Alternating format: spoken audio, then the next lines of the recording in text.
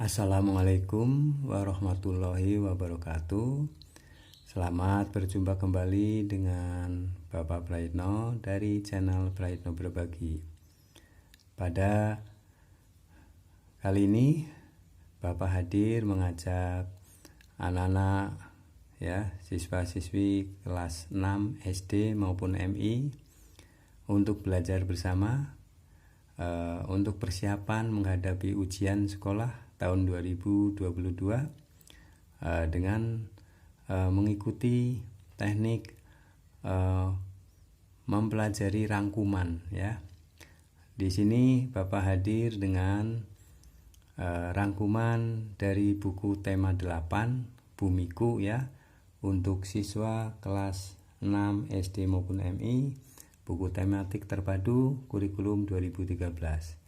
Tema 8 terangkum ya.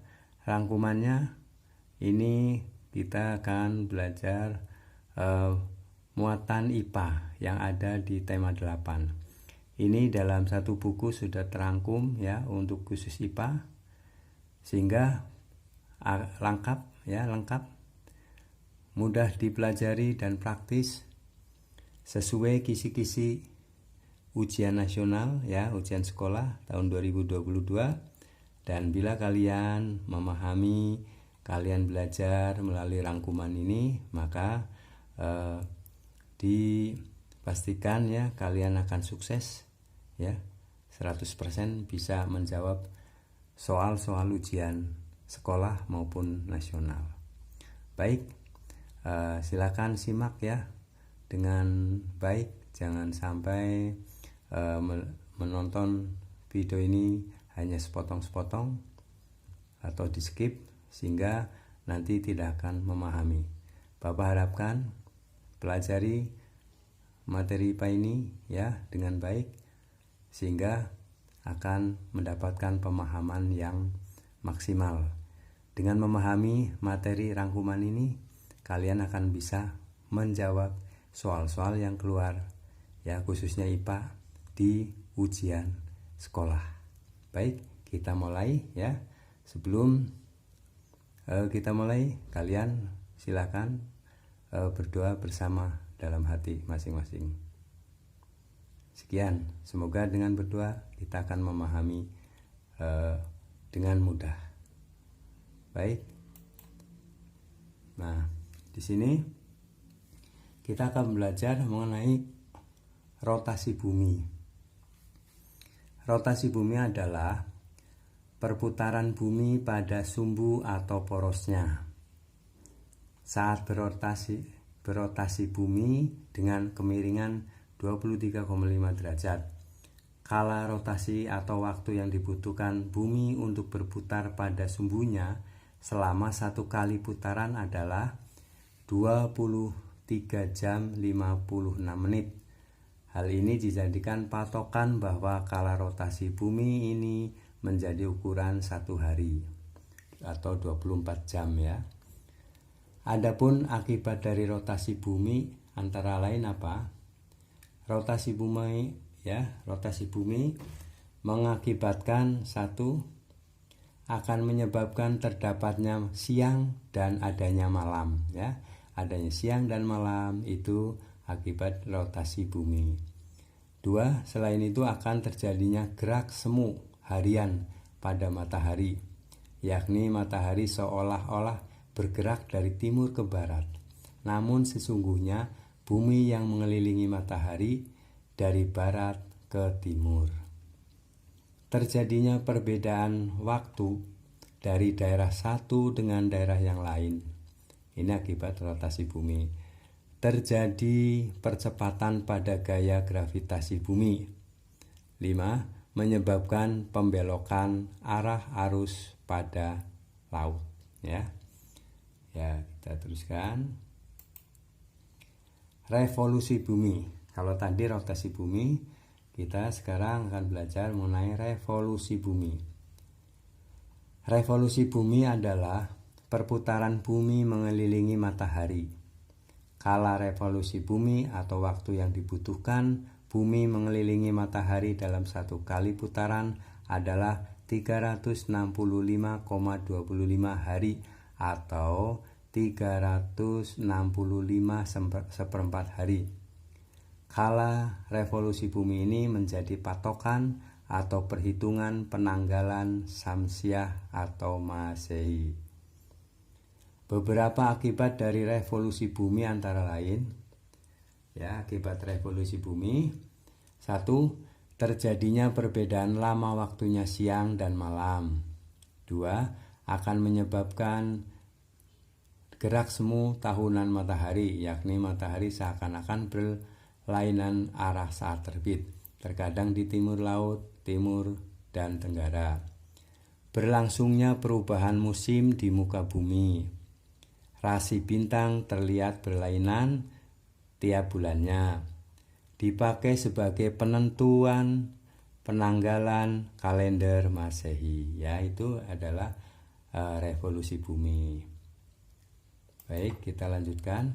Karena perputaran bumi pada orbitnya ini, maka terjadi ketidaksamaan waktu, di mana bagian timur bumi mengalami matahari terbit lebih dahulu. Ketidaksamaan ini mengakibatkan terjadinya daerah waktu. Kita akan pelajari tentang daerah waktu. Ada waktu Indonesia Barat, waktu Indonesia Tengah, dan waktu Indonesia Timur. Kita lanjutkan. Rotasi bumi.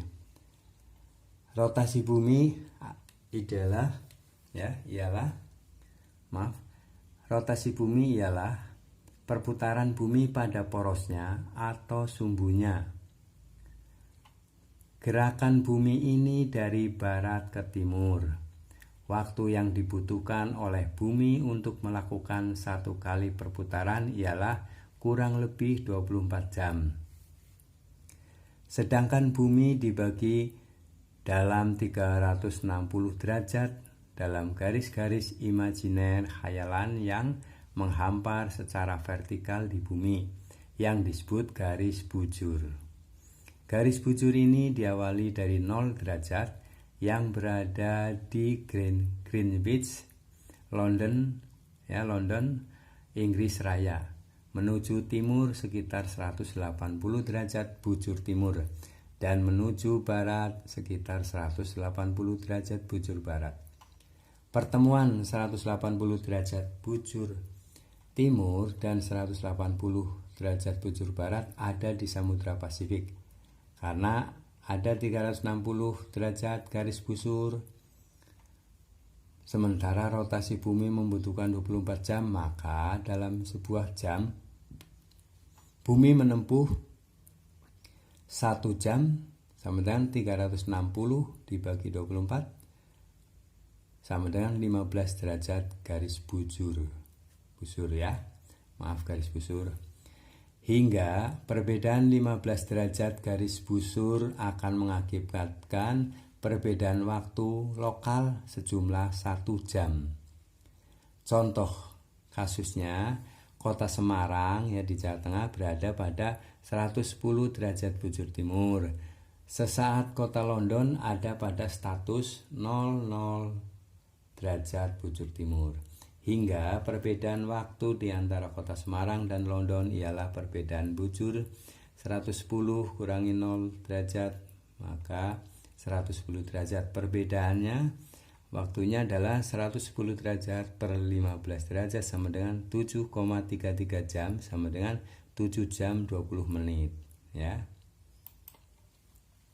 Walaupun ada di negara yang sama, daerah-daerah di Indonesia terdiri dari beberapa daerah waktu, yakni daerah waktu bagian barat atau WIB, waktu tengah WITA, waktu Indonesia Tengah, dan timur WIT. Ini kenapa terjadi perbedaan W pada WITA, ada WIT? Ini karena luasnya daerah Indonesia sebagian negara kepulauan yang cukup luas, dengan luas wilayah sekitar 1,9 juta kilometer persegi, dan letak geografis Indonesia di antara 95 derajat bujur timur sampai 114 derajat bujur timur. Pembagian daerah waktu ini terhitung dalam Keputusan Presiden nomor 41 tahun 1987 dan berikut keterangan pembagian waktu di Indonesia selengkapnya ya. Kita pelajari pembagian waktu di Indonesia. Yang pertama ialah waktu Indonesia bagian barat atau lebih dikenal dengan sebutan WIB ya, waktu Indonesia bagian barat. WIB adalah salah satu di antara pembagian daerah waktu yang berada di Indonesia. Daerah yang masuk di zona ini adalah daerah yang meliputi garis 105 derajat bujur timur. Ketidaksamaan dalam pembagian daerah waktu di Indonesia dengan daerah waktu satu dengan daerah waktu yang lain di Indonesia, yang lainnya yaitu bedanya 1 jam. Jadi antara WIB ya dengan WITA beda 1 jam. Dengan sini 1 jam WIT ya. Tetapi daerah waktu bagian barat mempunyai selisih 2 jam dengan daerah timur ya, waktu Indonesia Timur terhitung dalam hitung pembagian daerah waktu. Jadi antara WIB dengan WITA ya, tengah itu beda 1 jam. WIB dengan timur itu beda 2 jam. Demikian juga ini ya, WITA dengan timur beda 1 jam ya. Di sisi lain, waktu Indonesia bagian barat ini mempunyai beda waktu 7 jam dengan kota Greenwich, London, Inggris ya. Berikut ini kita lihat daerah mana saja yang termasuk waktu Indonesia Barat, waktu Indonesia Tengah, waktu Indonesia Timur. Waktu Indonesia Barat meliputi Nangro Aceh, Darussalam, Sumatera Barat, Sumatera Utara, Kepulauan Riau, Jambi, Riau, Sumatera Selatan, Bangka, Belitung, Lampung, dan Bengkulu. Pulau Sumatera semuanya ada di wilayah barat, jadi Indonesia bagian barat. Kalau ini di Pulau Jawa ini DKI Jakarta, Jawa Barat, Jawa Tengah, Banten ya, termasuk Banten, Jawa Timur, DIY ini adalah wilayah waktu Indonesia Barat. Waktu Indonesia Tengah, Kalimantan Utara, Kalimantan Timur, Kalimantan Selatan, Bali, dan Nusa Tenggara. Sulawesi Barat, Sulawesi Selatan, Sulawesi Utara, Sulawesi Tenggara, dan Gorontalo. Waktu Indonesia Timur Timur ya, maaf. Waktu Indonesia Timur, Maluku Utara dan Maluku, Papua Barat dan Papua. Ini waktu Indonesia Timur ya. Baik, kita teruskan. Musim-musim di belahan bumi utara ya, musimnya apa saja yang ada di bumi utara? Musim semi, musim panas, musim gugur, dan musim dingin. Ini ada di belahan bumi utara. Kalau musim-musim di belahan bumi selatan itu ada musim semi, musim panas, musim gugur, dan musim dingin ya. Ini pada bulan-bulan tertentu ya. Ini sudah sesuai dengan waktunya ya. Bulan merupakan satelit alami satu-satunya yang dimiliki oleh bumi ya. Baik, ada 3 gerakan yang dilakukan oleh bulan, antara lain 1. Rotasi bulan. Rotasi bulan adalah perputaran bulan pada porosnya ya. Rotasi bulan adalah perputaran bulan pada porosnya. Waktu yang diperlukan oleh bulan untuk melakukan sekali putaran pada porosnya adalah 29,5 hari atau 1 bulan. Bulan berotasi dari arah barat ke timur ya, berputarnya dari arah barat ke timur. Revolusi bulan, tadi rotasi bulan, sekarang revolusi bulan. Revolusi bulan adalah perputaran bulan mengelilingi bumi ya. Kalau rotasi bulan, perputaran bulan pada porosnya. Kalau revolusi bulan, perputaran bulan mengelilingi bumi. Waktu yang dibutuhkan bulan mengelilingi bumi 1 kali putaran adalah 29,5 hari ya, rata-rata jadi 1 bulan. Akibat dari revolusi bulan ini antara lain bulan terlihat berbeda-beda dari hari ke hari. terjadi gerhana bulan, terjadi gerhana matahari, terjadi pasang surut air laut. Nah ya, ini pasang air laut ini akibat dari revolusi bulan ya. Gerakan yang ketiga adalah gerakan bulan mengelilingi matahari bersamaan dengan bulan ya. Baik. Nah, ini kita lanjutkan anak-anak ya. Waktu yang dibutuhkan bulan mengelilingi matahari sama halnya dengan waktu bumi mengelilingi matahari, yaitu 365,25 hari. Fase bulan adalah perubahan wujud atau bentuk bulan yang berganti-ganti apabila disaksikan dari bumi. Jadi pergantian bentuk bulan ya, berubah-ubah. Fase ini dipengaruhi oleh revolusi bulan atau gerakan bulan mengelilingi bumi. Beberapa fase-fase bulan diantaranya ini ya, new moon atau bulan baru, sabit muda, kuartal 3, walking gibbous, bulan purnama ya, ada bulan purnama ya, ada waning gibbous, first quarter, kuartal 1 ya, waning crescent, sabit tua ya. Ini ada istilahnya yang kalian kenal ya, pernah dengar bulan purnama ya, bulan sabit ya. Itu. Berikutnya gerhana bulan. Gerhana bulan merupakan suatu peristiwa di mana matahari, bumi, dan bulan berada pada satu garis sehingga bayang-bayang bumi menutupi sebagian atau seluruh bagian bulan ya. Nanti kita lihat di halaman berikutnya adalah gambarnya ya, gerhana bulan ya. Macam-macam gerhana bulan antara lain gerhana bulan total, yaitu gerhana bulan total adalah peristiwa di mana bulan tertutup seluruhnya oleh bayang-bayang bumi. Hal ini hanya terjadi di suatu tempat di bumi.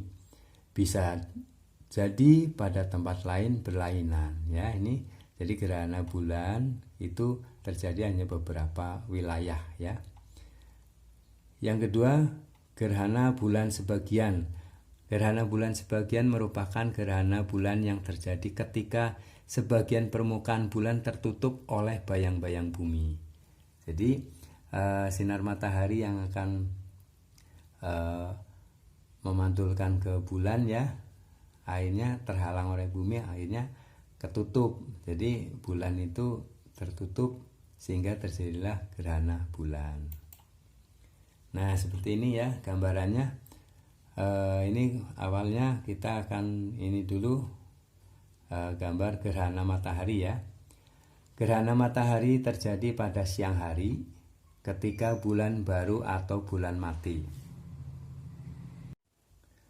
Gerhana matahari terjadi pada siang hari ketika bulan baru atau bulan mati. Gerhana matahari terjadi ketika bulan, bumi, dan matahari dalam satu garis lurus. Kedudukan bulan berada di antara bumi dan matahari. Kedudukan tersebut menyebabkan cahaya matahari ke bumi terhalang oleh bulan. Ya, ini matahari, bulan di tengah ya. Di tengah ini bumi. Sehingga cahaya matahari pada siang hari karena posisinya sejajar ini ya. Ini yang bulan ini menghalangi ya cahaya matahari mau ke bumi. Nah, di sini berarti di wilayah inilah yang terjadi gerhana matahari. Ya. Jadi ini yang terjadi gerhana matahari. Nah, disinilah ya bagaimana satu wilayah terjadi gerhana matahari karena terhalang oleh bulan. Posisinya matahari, bulan, bumi. Gitu. Baik, kita teruskan. Keterangan gerhana matahari, karena terhalang oleh bulan, keadaan yang terang berangsur-angsur menjadi gelap. Saat terjadi gerhana matahari, bayangan bulan akan menutupi bumi.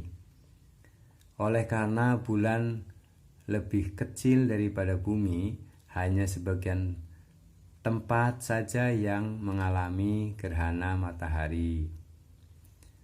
Ada 3 jenis gerhana matahari, yaitu gerhana matahari total, gerhana matahari sebagian, gerhana matahari cincin. Gerhana matahari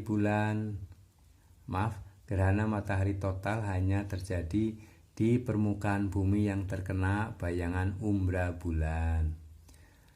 Gerhana matahari total selalu diawali dan diakhiri oleh gerhana matahari sebagian. Gerhana matahari sebagian terjadi di permukaan bumi yang terkena bayangan panumbra bulan. Adapun gerhana matahari cincin terjadi di permukaan bumi yang terkena lanjutan bayang-bayang inti. Hal ini terjadi karena bulan berada pada titik terjauhnya dari bumi, ya. Baik. Nah, ini gerhana matahari total, ya. Gerhana matahari total, ini gerhana matahari total, ya. Ini matahari, ini bulan, ini bumi. Umbra gerhana total ini yang di sini nih adalah gerhana matahari total karena tertutup sama sekali oleh bulan, ya. Cahaya matahari ini mau sampai ke bumi tapi terhalang oleh bulan. Di sini di umbra inilah gerhana total. Nah, kalau panumbra ini sebagian, ya. Ini karena ini cahayanya ke sini, ini tidak terhalang, ya, hanya terjadi ini sebagian, ya. Baik. Ini seperti ini gerhana matahari total, ya. Ini tertutup oleh bulan. Baik. Ini gerhana matahari sebagian. Ini matahari, kemudian ini bulan di sini. Jadi yang ketutup sini, ya. Tapi ini masih ada cahaya matahari yang mengena ke bumi. Jadi hanya sebagian nih seperti ini, ya. Ini hanya sebagian yang terhalang oleh bulan sehingga gerhananya hanya sebagian. Nah, ini sekarang gerhana matahari cincin. Gerhana matahari cincin ini, ya. Ini bulan, ini matahari, ada umbra, ada panumbra. Nah, posisi yang di sini nih, ya, terjadi daerah kena gerhana matahari cincin nih, seperti ini, ya. Kalau terlihat, ya, mulai teropong, ya, kita akan bisa melihat ini seperti cincin, ya. Mataharinya tertutup oleh bulan seperti cincin, ini masih ada bayang-bayangnya ini. Baik, kita lanjutkan. Gerhana bulan, ya. Tadi kita ini kan pelajari gerhana bulan merupakan suatu peristiwa yang terjadi di mana kedudukan matahari, bumi, dan bulan berada pada satu garis lurus sehingga bayangan bumi menutupi sebagian ataupun keseluruhan bulan. Proses terjadinya gerhana bulan ini dimulai saat bumi berada di antara matahari dan juga bulan pada satu garis yang sama. Hal ini mengakibatkan sinar matahari tidak sampai ke bulan karena terhalang oleh bumi. Nah, ini posisinya, ya. Kebalikan dengan gerhana matahari. Kalau gerhana bulan, ini bulannya yang ketutup oleh bumi, ya. Kalau gerhana matahari tadi buminya ketutup oleh bulan, ya. Jadi sinar matahari yang mau mengena ke bulan terhalang oleh bumi, ini disebut gerhana bulan, ya. Ini seperti ini. Jadi pada malam hari bulan itu terhalang oleh bumi, ya, sehingga ini cahayanya, ya, tidak muncul, ya. Baik.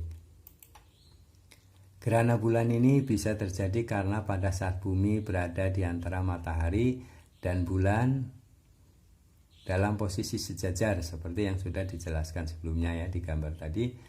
Padahal demikian, bumi akan menghalangi sinar matahari yang menuju ke bulan, sehingga permukaan bulan akan tertutupi oleh bayangan bumi. proses terjadinya gerhana bulan ini lebih lama jika dibandingkan dengan matahari, meskipun perbedaan waktunya hanya beberapa menit saja. Seperti halnya gerhana matahari, proses terjadinya gerhana bulan ini sebagai berikut. Dimulai ketika bulan yang bersinar terang tiba-tiba tertutup sedikit demi sedikit oleh bayangan hitam. Bayangan hitam tersebut adalah bayangan dari bumi. Setelah itu lama-kelamaan bulan yang bulat tertutup semakin banyak hingga bulan hanya terlihat sebagian, atau semakin lama bumi akan terlihat bersabit, ya, menyapit. Setelah bumi menyapit, lama-kelamaan bulan akan tampak menghilang. Nah, setelah bulan tertutup semua dan tampak seperti menghilang, muncul bulan itu dimulai dari bentuk bulan sabit, setelah itu bulan sebagian, ya, dan atau bulan setengah, sehingga lama-kelamaan akan menjadi bulan yang utuh, ya. Baik, kita teruskan. Nah, ini kalender Masehi dan kalender Hijrah perputaran, ya. Perputaran bumi mengelilingi matahari atau revolusi bumi, ya.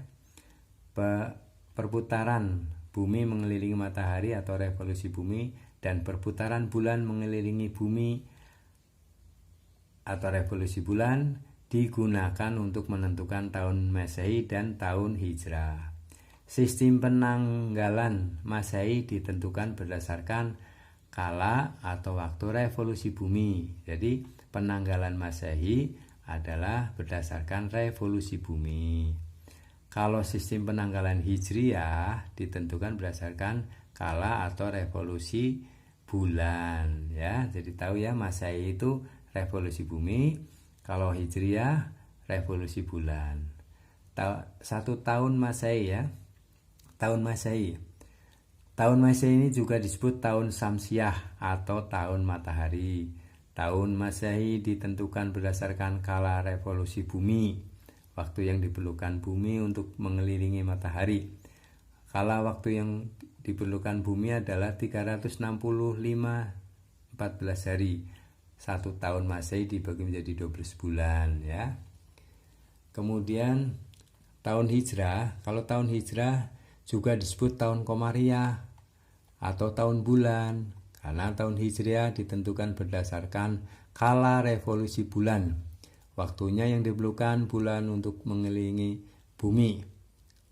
Waktunya revolusi bulan adalah 12